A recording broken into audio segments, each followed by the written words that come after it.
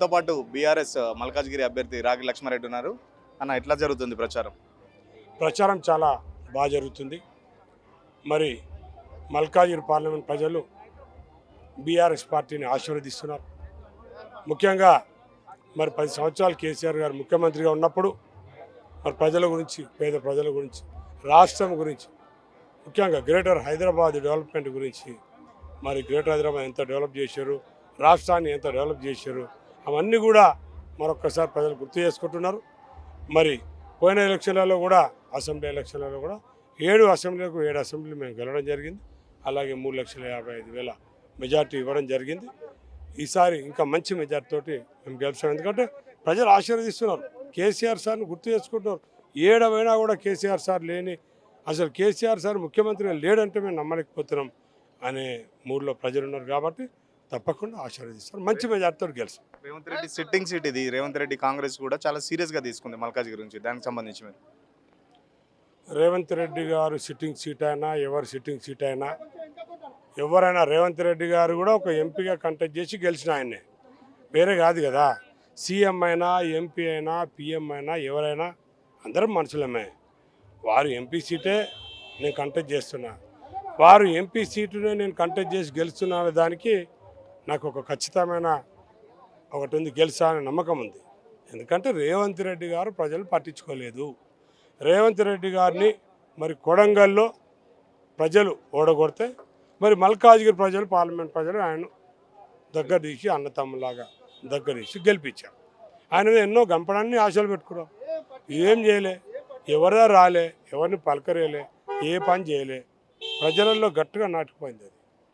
మేము బయట నుంచి వాళ్ళు వచ్చిన క్యాండిడేట్, బయట ప్రజలు ఓడగొడితే ఒక క్యాండిడేట్ వచ్చిండు, మరి కొడంగల్లో ఓడగొట్టే క్యాండిడేట్ ఇక్కడ గెలిపిస్తే మమ్మల్ని ఏం పట్టించుకోలే కదా.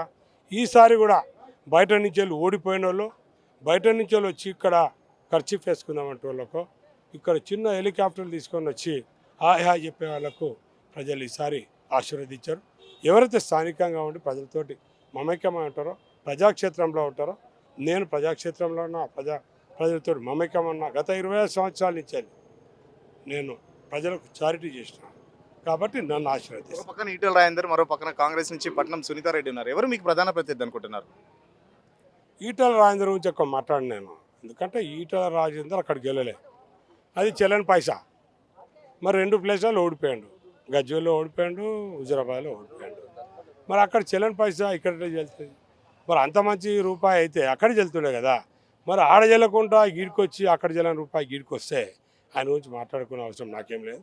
ఆయన ఇష్టం, ఆయన అనుకుంటున్నాడేమో. ఎందుకంటే రేవంత్ రెడ్డి గారిని ప్రజలు ఆశీర్వదించారు కదా. అప్పుడు అంటే ఓడిపోయిన వాళ్ళకు ఇది ఒక పునరావాస కేంద్రం అట్లా భావిస్తారు. కాబట్టి ప్రజలు తప్పకుండా ఏడవని అదే అంటున్నారు. మేము ఇంతకుముందు చేసిన తప్పు ఇప్పుడు చేయము, స్థానికంగా మాకు ఎవరైతే పని చేస్తారో మా మధ్యన ఉంటారో వాళ్ళకే ఇస్తామని చెప్తున్నారు. కాబట్టి ఈడ ప్రధానమైన పార్టీ లేకపోతే సెకండ్ పొజిషన్, థర్డ్ పొజిషన్ అనేది మేము చెప్పదలుచుకోవాలి. వచ్చినా కూడా బీజేపీకి మాకే ఉంటుంది తప్ప కాంగ్రెస్కి ఉండదు. ఈటెల రాజేందర్ నేను ఇక్కడే ఉన్నాను, అల్వాల్లో ఉన్నాను, షామీర్పేటలో ఉన్నాను, నేను లోకలే, రాగి లక్ష్మారెడ్డి ఒక్కడే లోకల్ కాదు, నేను కూడా లోకల్ అని చెప్పి ఈటెల రాజేందర్ చెప్తున్నారు. ఎట్లా వస్తున్నారు? ఇవన్నీ మాటలు నాకు వద్దు భయ్. ఇవన్నీ ఆయన మెడ్చల్లో, నేను ఢిల్లీలో కూడా ఉన్నా, నాకు ఢిల్లీలో ఇల్లు ఉంది, నీకు తెలియదేమో. ఇప్పుడు నేను ఢిల్లీలో పోయి, నాకు ఢిల్లీలో ఉంది, విజయవాడలో ఒక ఇల్లు ఉంది నాకు. నేను విజయవాడకు పోయో లేకపోతే ఢిల్లీకి పోయో నాకు ఇక్కడ ఇల్లు ఉంది పోయి అంటే ఒప్పుకుంటారా ప్రజలు? తరిమి కొడతారు నన్ను, అందరికీ. ఒకవైపు మీ పార్టీ నుంచి వలసలు కూడా వేరే పార్టీ కొనసాగుతున్నాయి, కింది స్థాయి నాయకులు కానీ వేరే వేరే మేడ్చల్ సంబంధించి. నువ్వు ఎవరో పంపించు నా మీద, నేనేం భయపడ్డాను కాదు ఎవరికి, అర్థమైందా?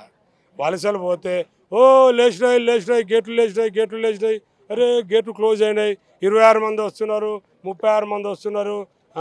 ఇవన్నీ మాటలు, ఇవన్నీ రాజకీయంలో పెద్దరికంగా ఉండాలి. ఎవరే కానీ ఎదిగినా కొద్దీ ఒదగాలి.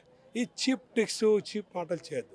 తర్వాత 26 నుంచి 12కి దిగారు, అరే వచ్చిర్రు 12 అన్నారు. మళ్ళీ ఎవరో వేణుగోపాల్ అంట ఢిల్లీ నుంచి వచ్చారు, ఒక్క పీట దొరికింది. ఏందా అవన్నీ మాటలు? మీరు కూడా బాగా ఎంకరేజ్ చేస్తారు కాంగ్రెస్ వాళ్ళకు. కానివ్వండి, పోనీయండి, పోయేటోళ్ళు పోతారు. ఎవరు పోతారు? పోయిన వాళ్ళు ఎవరే కానీ ఎవరు పోతారో తెలుసా? వాళ్ళు ఏదో జిమ్మిక్స్ ఉంటాయి, వాళ్ళకేదో గవర్నమెంట్తో అవసరాలు ఉంటాయి, వాళ్ళ పబ్బం గడుపుకొని వాళ్ళు పోతారు. మమ్మల్ని ఎందుకు అడుగుతున్నారు? అది కామన్ పోతుంది, బెల్లం ఉంటుంది. ఈగలు వస్తాయా రావా?